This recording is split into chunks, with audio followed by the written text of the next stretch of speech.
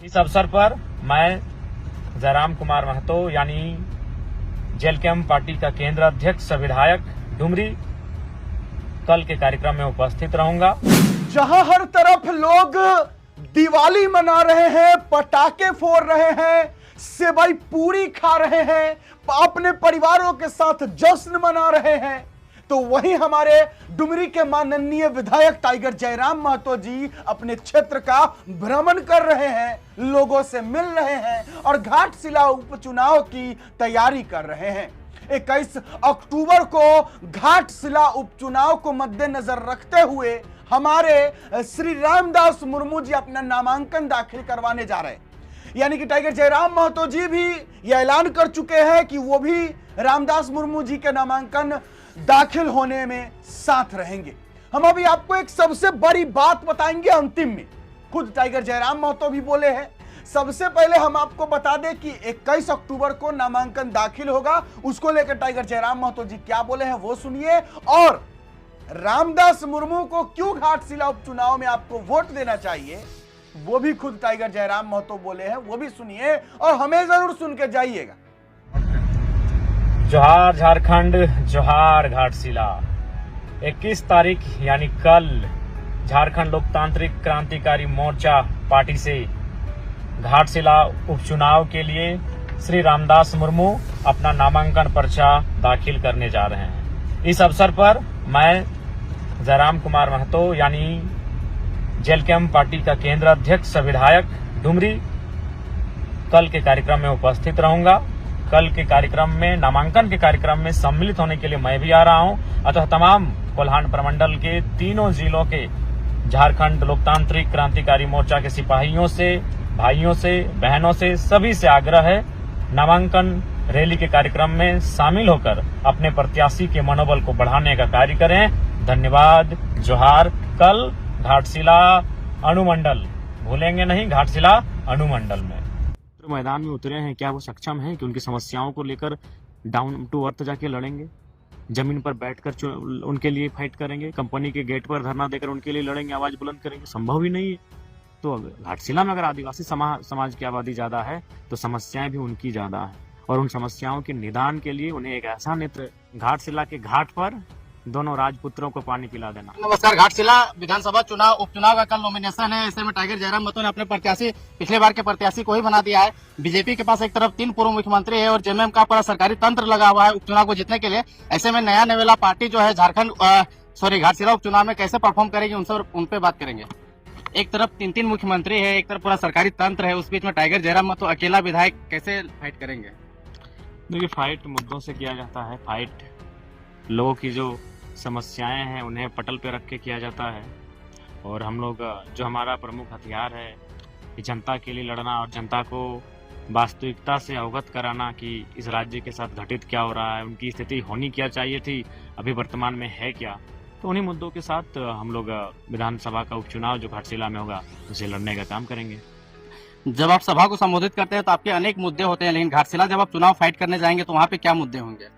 ये घाटशिला में भी बहुत सारे मुद्दे होंगे, जो घाटशिला के लोकल इशू होंगे, जो उस विधानसभा क्षेत्र के इशू होंगे, झारखंड के मुद्दे होंगे। चूंकि घाटशिला के चुनाव हमारे लिए महज एक चुनाव नहीं है, हमारे लिए दोगुनी ताकत का परिणाम होगा।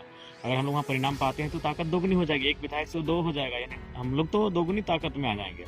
बाकी जो दोनों राजनीतिक दल हैं उनको ना जीतने से फर्क पड़ेगा ना हारने से फर्क पड़ेगा। जो हारेगा वो सत्ता में उसी मजबूती के साथ रहेगा, जो जीतेगा एक सीट से ज्यादा और मजबूत होने वाला है नहीं।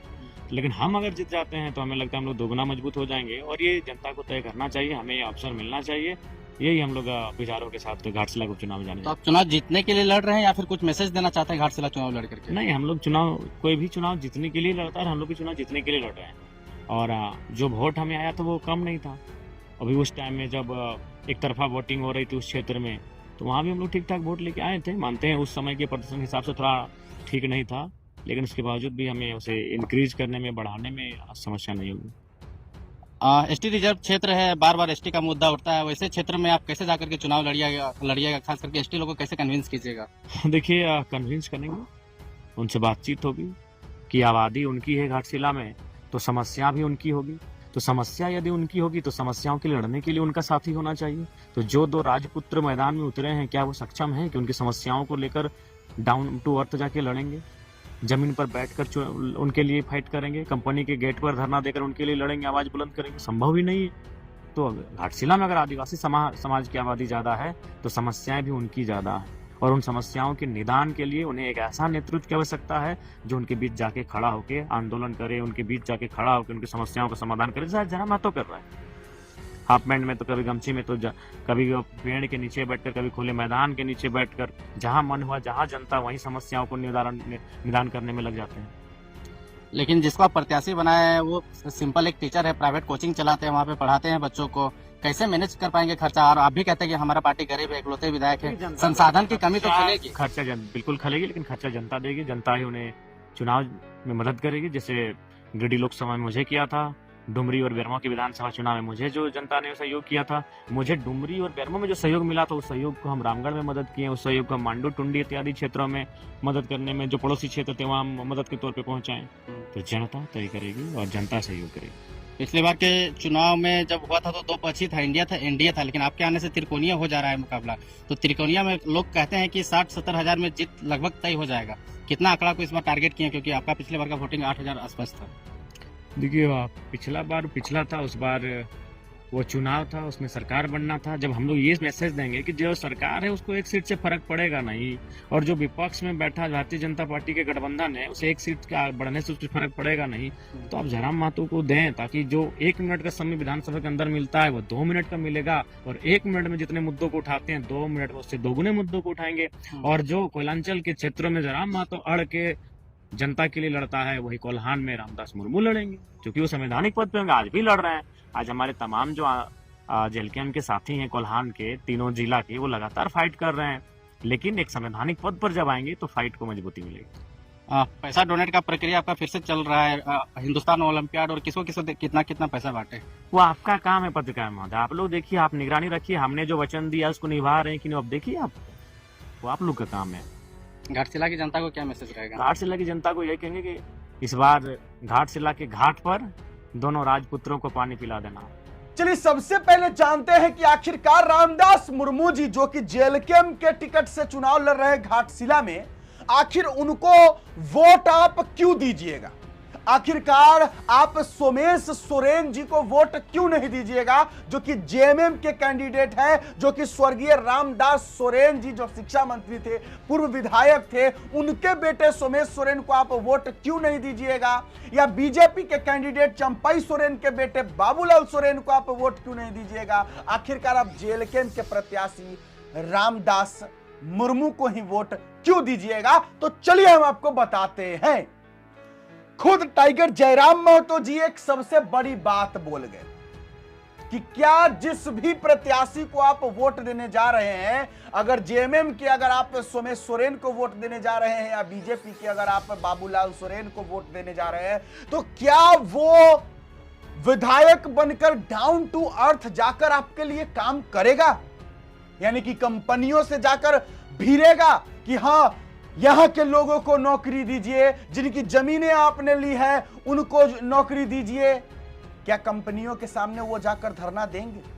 क्या वो लोग आपके लिए विधानसभा में आवाज उठाएंगे? नहीं। क्यों नहीं? इसलिए नहीं क्योंकि सोमेश सोरेन जी अगर जीतते हैं तो वो जेएमएम के प्रत्याशी हैं, यानी कि उनकी सरकार है। अगर उनकी सरकार है तो जाहिर सी बात है कि वो आपके क्षेत्र के लिए आवाज नहीं उठा सकते हैं, क्योंकि सरकार उन्हीं की है, तो वो आवाज क्यों उठाएंगे?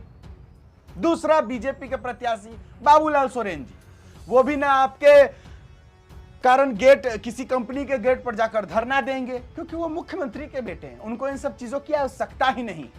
बस वो चुपचाप अगर विधायक बन जाते हैं तो फर्स्ट क्लास एक बड़ा सा महल होगा और फर्स्ट क्लास उसमें आराम से रहेंगे। अगर आपको किसी भी चीज का जरूरत पड़ेगा तो आप जाइएगा, अगर समय मिलेगा तो आपसे मिलेंगे, या नहीं तो नहीं मिलेंगे।